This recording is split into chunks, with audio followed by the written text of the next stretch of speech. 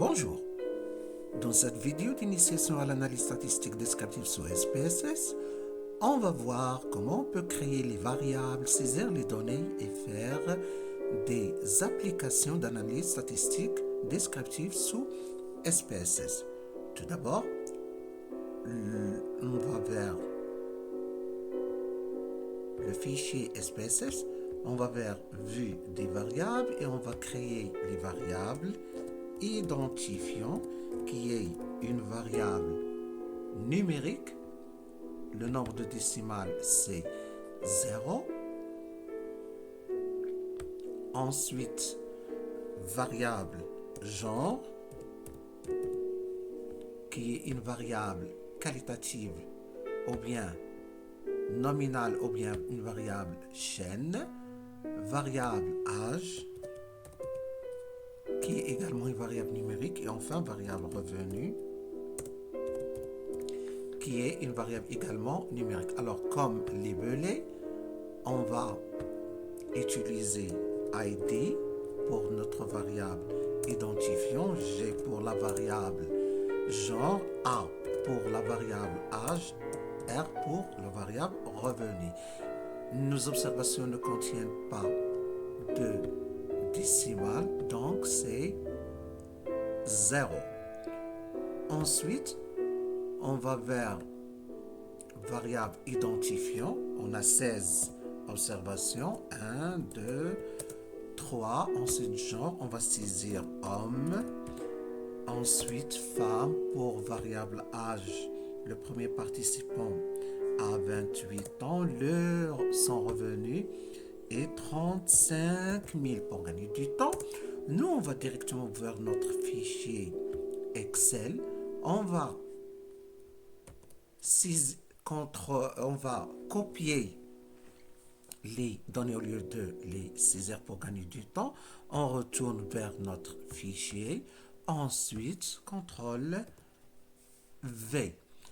Alors, la première question consistait à faire l'analyse statistique descriptive.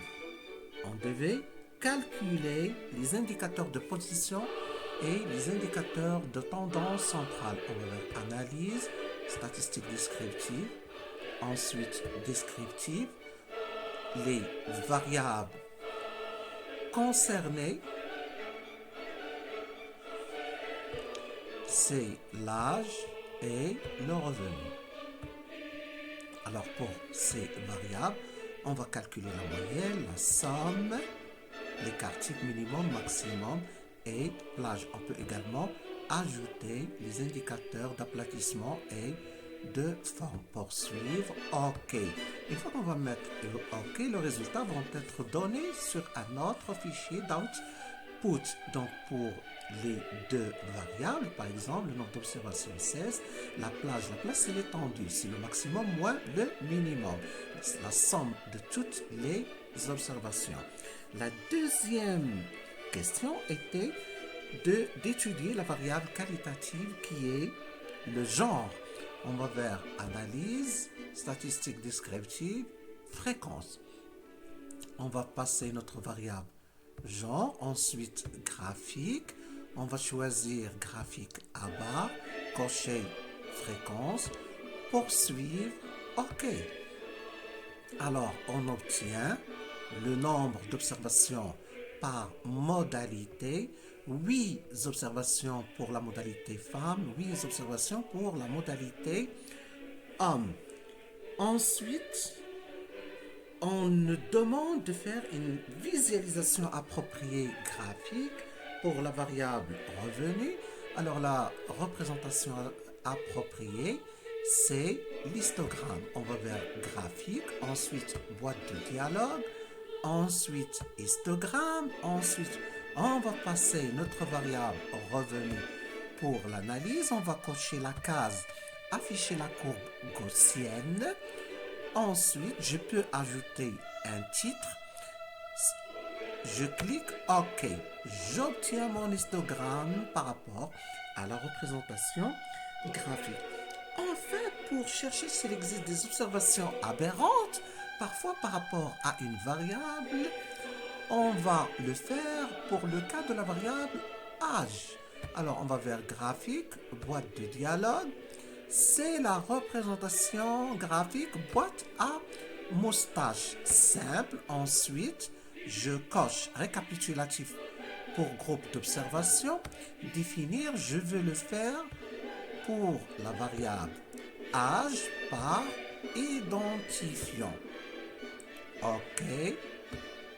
Alors, on remarque que la majorité des observations ont l'âge compris entre 25 et 30 ans et j'ai ici deux observations aberrantes. On peut également chercher à comparer une variable par rapport à une autre variable. Dans ce cas, on peut le faire par rapport, par exemple, on peut la comparer en utilisant comme indicateur la moyenne, ou bien la médiane, ou bien un autre indicateur de tendance centrale. On va vers analyse, comparer les moyennes. Dans notre cas, on va chercher à comparer le revenu par rapport à la variable, par exemple, genre. Je compare le revenu. Je peux le comparer uniquement par rapport à la moyenne. Ici, j'ai choisi 3, le nombre d'observations est écart type. Poursuivre. On va voir ce qu'il va nous donner.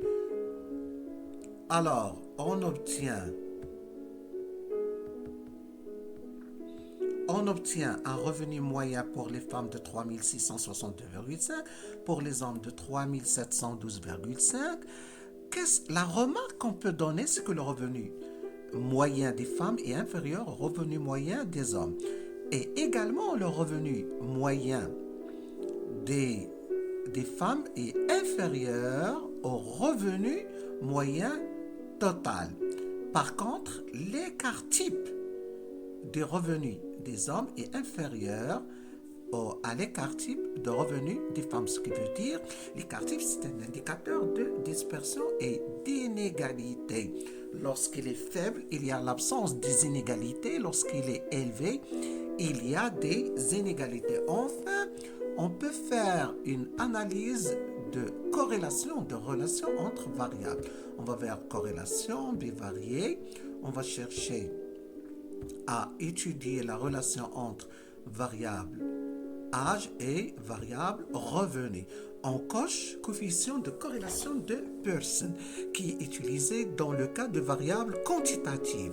Mais lorsque les variables sont des rangs, ou bien score, ou bien échelle, ou bien qualitative ordinale, on utilise le coefficient de corrélation de Spearman ou bien le taux de Kendall. On coche bilatéral. OK. Alors, on remarque qu'il existe un coefficient de corrélation de 25%. Deux remarques peuvent être données à propos de coefficient de corrélation. Tout d'abord, il est compris entre moins 1 et 1. Lorsqu'il est proche de moins 1 de 1, on dit qu'il s'agit d'une relation qui est très forte. Autour de 0,5, une relation moyenne. Proche de 0, c'est une relation qui est faible. D'autre part, on doit interpréter le signe. Lorsqu'il est positif, alors les deux variables varient dans le même sens. Il augmente en même temps et baisse en même temps. Lorsqu'il est négatif, alors lorsqu'une variable augmente, l'autre baisse. Je vous remercie, à une séance prochaine.